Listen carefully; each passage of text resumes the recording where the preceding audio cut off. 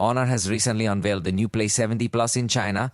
This is a mid-range smartphone with 5G capabilities that also focuses on having a very large battery and a sturdy build.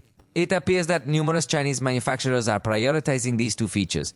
Regarding the design, there is something referred to as Golden Label, which is essentially a 5-star certification. The device has undergone testing for drop resistance and features a shock-absorbing structure known as Tai Chi, ensuring it will definitely be a standout device in this regard aspect, though in others it's less prominent. For instance, we will discover a 6.17-inch LCD screen with HD resolution.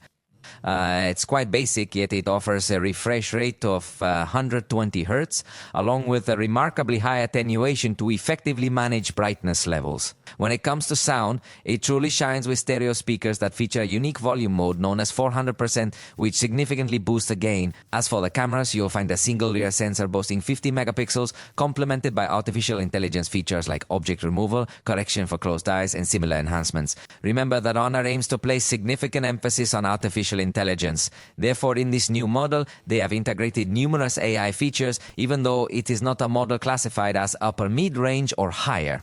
Regarding the battery, it boasts an impressive 7,000 mAh capacity and supports fast charging at 45 watts, in addition to reverse charging through a cable.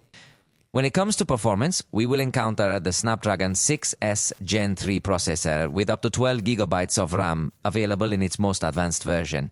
This device is anticipated to enter global markets under the name Honor 400 Smart, though some suggest it might be named Honor X7D. However, we will have to wait for confirmation. This model was announced in China as Honor Play 70 Plus, with a price starting at 1,199 yuan, which is roughly $165. It's important to note, though, that prices here can differ from those over there. Tell me if you think this device design will compete in its segment.